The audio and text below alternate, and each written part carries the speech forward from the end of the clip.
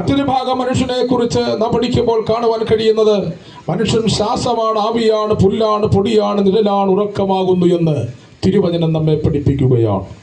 നിങ്ങളൊക്കെ ഒരു മനുഷ്യന്റെ മരണത്തിന്റെ മൂന്നവസ്ഥകളെ കുറിച്ച് പറയുന്നുണ്ട്. ഒന്ന് ശാരീരിക മരണമെന്നും, മറ്റൊന്ന് ആത്മീക മരണമെന്നും, മറ്റൊന്ന് നിത്യമരണമെന്നും നമ്മെ പഠിപ്പിക്കുകയാണ്. എന്താണ് ശാരീരിക മരണം? ദേഹി ആത്മാവ് മനുഷ്യ ശരീരത്തിൽ നിന്നും പ്രാണൻ വിട്ടുപോകുന്നതാണ് മരണമെന്ന് നമുക്ക് പഠിക്കുവാൻ കഴിയും. എന്താണ് ആത്മീക മരണമെന്ന് പറയുന്നത്? വിശുദ്ധ ജീവിതത്തെ ഗണ്യമാക്കാതെ ജീവിച്ച അശുദ്ധിയിൽ പോകുന്ന മനുഷ്യനാണ് അശുദ്ധ അല്ലെങ്കിൽ ആത്മീക മരണം സംഭവിക്കുവാൻ പോകുന്നത്.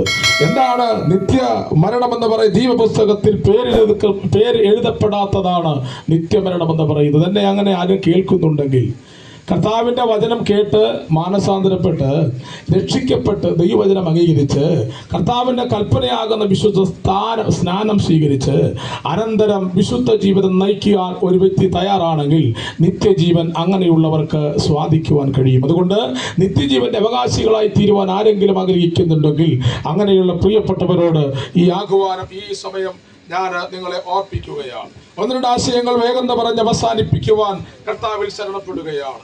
എന്താണ് മനുഷ്യന്റെ ആത്മാവിനോട് ഇത്രയേറെ ദൈവത്തിന് ബന്ധമുള്ളത്, ഇത്രയധികം വിലകൽപ്പിക്കുവാൻ കാരണമെന്താണ്? ഒന്ന് രണ്ട് മൂന്ന് കാര്യങ്ങൾ വേഗം പറയുവാൻ ആഗ്രഹിക്കുകയാണ്. ഒന്ന്, എന്താണ് മനുഷ്യന്റെ ആത്മാവിനോട് ഇത്ര വില ദൈവം കൽപ്പിക്കുന്നത്? ദൈവത്തിന്റെ ശ്വാസമാണ് മനുഷ്യനുള്ളത്. മറന്നു പോകരുത്, ദൈവത്തിന്റെ ശ്വാസമാണ് മനുഷ്യനുണ്ടായത്. ഈ ഭൂമിയിൽ മനുഷ്യരില്ലാത്തൊരു കാലമുണ്ടായിരുന്നു. അന്ന് ദൈവം നിലത്തെ പൊടി കൊണ്ട് മനുഷ്യനെ ഉണ്ടാക്കി. അവന്റെ മൂക്കിൽ ജീവശ്വാസം ഊതി അവൻ ജീവനുള്ള ദേഹിയായി തീർന്നു. നമ്മൊക്കെ ഇന്ന് ചലിക്കുന്നത്, സംസാരിക്കുന്നത്, കേൾക്കുന്നത്, പറയുന്നത്, കാണുന്നത് ജീവൻ ഉള്ളത് കൊണ്ടാണ്. നമ്മുടെയൊക്കെ പൂർവിക ആദം എന്ന് പറയുന്ന മനുഷ്യൻ മണ്ണായിരുന്നു. ദൈവത്തിന്റെ ശ്വാസം മനുഷ്യന്റെ മൂക്കിലേക്ക് ആഞ്ഞുപതിച്ചപ്പോഴാണ് അവൻ ജീവനുള്ള ദേഹിയായി തീർന്നു എന്ന് തിരുവചനം നമ്മെ പഠിപ്പിക്കുകയാണ്. എന്നാൽ മണ്ണിന് ജീവൻ വരാൻ കാരണം ഇതാണ്. ആ മണ്ണിനകത്തൊരു ജീവനുണ്ട്. അതാണ് മനുഷ്യാത്മാവെന്ന് പറയുന്നത്. അത് ദൈവത്താൽ വന്നതാണ്.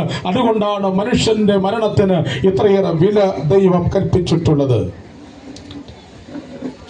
മറ്റൊരു കാര്യമെന്ന് പറയുന്നത്, മനുഷ്യന്റെ ആത്മാവിൽ അത്രേ ദൈവം വസിക്കുന്നത്. മനുഷ്യന്റെ ആത്മാവിലാണ് ദൈവം വസിക്കുന്നത്. ദൈവത്തിന് വസിക്കുവാനായിട്ട് ഒരു പ്രത്യേക ഇടം നാം ഉണ്ടാക്കി കൊടുക്കേണ്ട ആവശ്യമില്ല. അമ്പരചുംബികളായ വിലമതിക്കുന്ന ദേവാലയങ്ങളും ക്ഷേത്രങ്ങളും മോസ്കുകളൊക്കെ ജനം പണിത് വെച്ചിട്ട് അതിൽ ദൈവം വസിക്കുന്നു എന്നുള്ള വിചാരം മനുഷ്യരുണ്ട്. പക്ഷേ അവിടെയെങ്കിലും ദൈവം വസിക്കുന്നില്ല. എന്താണ് ദൈവം അവിടെ വസിക്കുന്നില്ല എന്നതിന്റെ തെളിവെന്താണ്? ഒരിക്കലും അറിരൂപമലയിൽ വെച്ച് യേശു കർത്താവ് രൂപാന്തരം പ്രാപിക്കുകയും ആ രൂപാന്തരത്തോടുള്ള ബന്ധത്തിൽ മോശയും ഏലിയാവിനെയും പത്രോസ് കാണുകയുണ്ടായി. ഈ കാഴ്ചയുടെ പിൻപിൽ യേശുവിനോട് അടുത്ത് വന്ന് സ്വകാര്യമായി പത്രോസ് പറഞ്ഞൊരു കാര്യമുണ്ട്. എന്താ പത്രോസ് പറഞ്ഞെന്നറിയാമോ? നമുക്ക് 3 കുടിലുകൾ ഉണ്ടാക്കാം.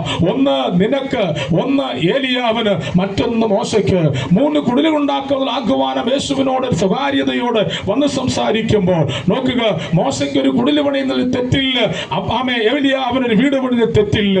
പക്ഷെ യേശു കർത്താവ് പറയുന്നു, നിങ്ങൾ എനിക്ക് വീട് പണിയേണ്ട ആവശ്യമില്ല, നിങ്ങൾ പണിയുന്ന ആലയം ഏത് വിധം? പ്രിയരെ, ഇവിടെയൊക്കെ കെട്ടിപ്പണിതിട്ടുള്ള ആലയങ്ങളെല്ലാം മനുഷ്യന്റെ പ്രാർത്ഥനയ്ക്ക് വേണ്ടിയാണ് ദൈവം ഉണ്ടാക്കി വെച്ചിട്ടുള്ളത്. അതുകൊണ്ടല്ലേ യെരൂശലേം ദേവാലയത്തിലേക്ക് സൗമ്യനായ കഴുതക്കുട്ടിയുടെ പുറത്ത് കയറി ചെല്ലുന്ന യേശു ദേവാലയത്തിന്റെ അങ്കണത്തിലും ദേവാലയത്തിന്റെ പരിസരത്തിലൊക്കെയായി കച്ചവടം നടത്തിയ കച്ചവടക്കാരെയും ചാട്ടവാറ കൊണ്ട് അടിച്ചോടിച്ചിട്ട് യേശു ഒരു പരസ്യ പ്രഖ്യാപനം ഭൂമിയിൽ നടത്തി. എന്തെന്നറിയാമോ? അത് എന്റെ ആലയം, പ്രാർത്ഥനയാലയം, അത് സകല മനുഷ്യർക്ക് വേണ്ടി നീ വെച്ചിരിക്കുകയാണ്. ഇവിടെ പണിതിട്ടുള്ള സകല ആലയങ്ങളും സകല അമ്പലങ്ങളും സകല മോസ്കുകളും അതാത് മതസ്ഥർക്കുള്ള പ്രാർത്ഥനാ സ്ഥലമാക്കി മാറ്റിവെച്ചിരിക്കുകയാണ്. എന്നാൽ ദൈവത്തിന് വസിക്കുവാൻ ഒരു സ്ഥലമുണ്ടെങ്കിൽ പ്രസംഗിക്കുന്ന എന്റെ ഉള്ളും കേൾക്കുന്ന നിങ്ങളുടെ ഉള്ളിലുമാണ്.